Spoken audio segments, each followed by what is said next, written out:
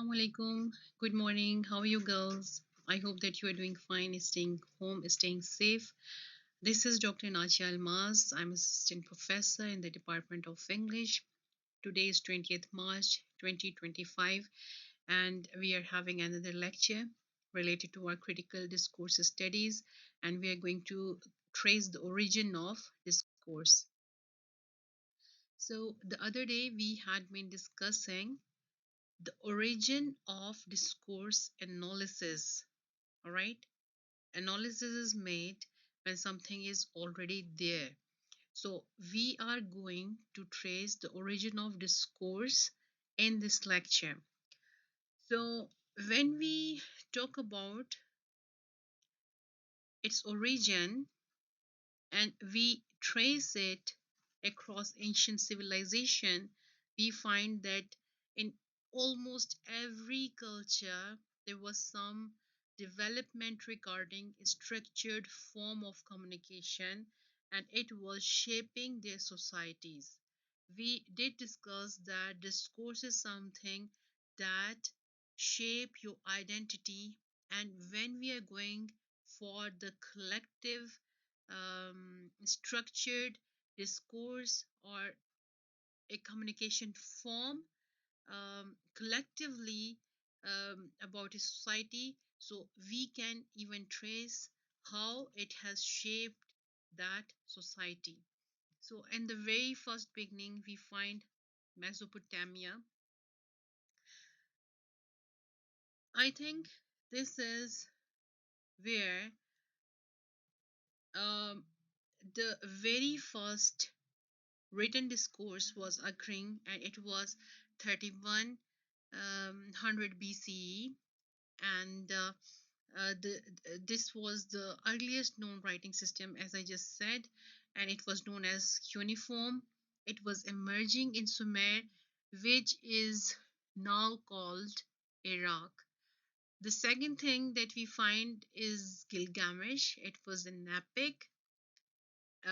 It was written in 2100 BCE, and this is related to literary discourse, and it explores the themes of morality, moral values, kingship, and human struggle. After that, again in 2100 BCE, we find uh, the written discourse, which was related to legislation and legal things. It appeared um, in the form of a written document known as the Code of Hammurabi, and it was in the form of the Code of Ornamu. The Code of Hammurabi, it was in 1754 BCE, and it was shaping the law and governance through structured language at that time. Then we have now come to ancient Egypt. So you can see that we have written discourse over here also. The very first thing that we find is the pyramid texts. You know that what pyramids are.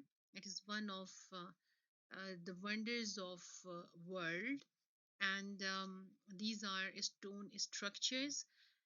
On those stone structures, on stone walls, and on those stone pillars, um, they are written texts displayed. All right, so they are different from our written text. We have alphabets in English, we have huruf tahaji in Urdu, but there are some sort of pictures, picture of a bird, a picture of some specific daily use object, and this kind of alphabets and this kind of language is known as hieroglyphs, and they used to communicate through this hieroglyphic language. And we can find these pyramid texts, and the very first one that is written in ancient Egypt was the instructions of Ptahhotep, and it discusses religion, governance, and ethics in it. Then we have Rosetta Stone. It was found in 1799 while it was written in 196 BCE, and it is very, very important, a very, very important, also a crucial discovery regarding discourse artifact, because it depicts the same text in three different scripts that are Demotic, Greek, and hieroglyphs.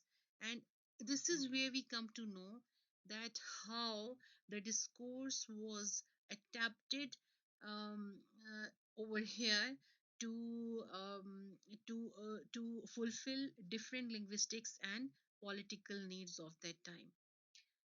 Then we come to ancient China, and we are going to trace the discourse from 1200 BCE onwards, and we can find that some of the inscriptions were found written on oracle bones from the Shang dynasty, was 1200 BCE, and these are the earliest form of religious and political discourse, and was used for divination there in ancient China. Then Confucius, you must know about this philosophical person, this philosophical writer. He was a pivotal figure at that time, and he shaped philosophical and moral discourse in which he emphasized on moral values, ethical values, governance, and human relationships. And the book was the Analects.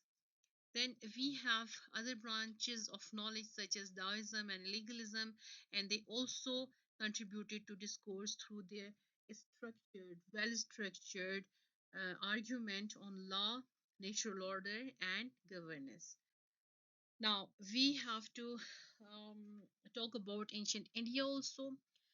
The Vedas, that is the very first written discourse we can find. This was written from 1500 BCE till 500 BCE, a span of 1000 years, and it contained the religious discourse, and it was very much central to Hindu philosophy, and that dealt with hymns, rituals, and metaphysical discussions. Then we have Upanishads. It was written in 800 BCE onwards, and it was introducing a philosophical discourse on the nature of self and reality. Then we have Arthashastra. It was written 300 BCE, and it was written by Kautilya Chanakya, who was a very famous political figure at that time. He was the prime minister of the Raja at that time, and he talked about governance, law, and strategy in it. He was also known as the Aristotle of India, and his book, this one, Arthashastra, critics say that it is an equivalent to Aristotle's poetics. And if you get hold on to this book, do go for it, read it. It is very interesting and very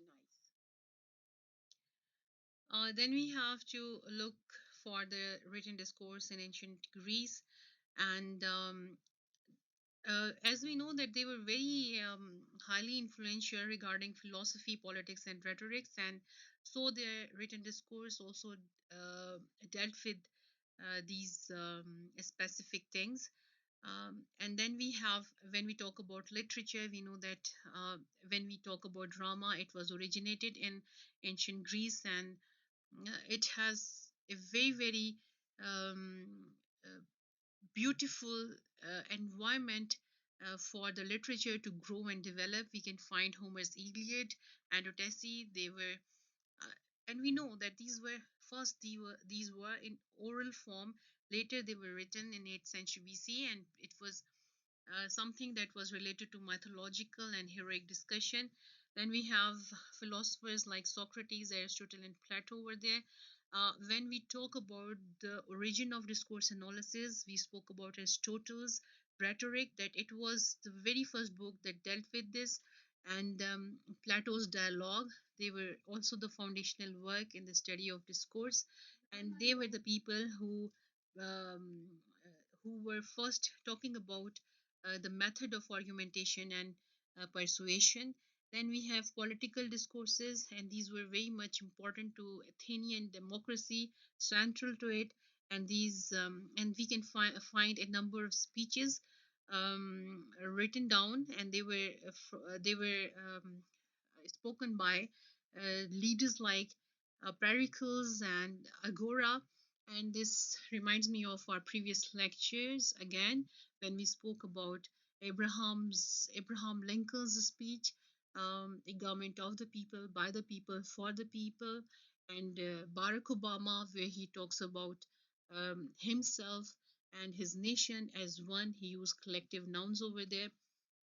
Then we have ancient Rome. In the origin of literary forms, movements, and things like that, we realize that Rome was actually following the footsteps of Greece. Whatever was happening in Greece, the Greek writers, they were doing their several things. It was followed and copied by Rome also. Again, this discourse, it was built up upon their discourse was built upon Greek traditions, and they were refining rhetorics, law, and governance. And we can find Cicero. His dates are 106 till 43 BC. He was one of the most influential figures in rhetorical discourse, and he was shaping how arguments were constructed in legal and political settings. Of course, the influence was coming from Plato and Aristotle. Then we have another very important book that was 12 Tables. It was written in 450 BC, but it was not written by one writer, but there were 10 people. They were known as the Samviri, and they sat together and compiled this specific book, and it was later Roman legal text, and it formed the basis of the legal discourse in Western world, which is also very important today. All right, that was all for today. Thank you very much for staying with me, and we are going to talk about the development of discourse in modern times in our next slides, in the second part of the same topic. Till then, Allah Hafiz, take care.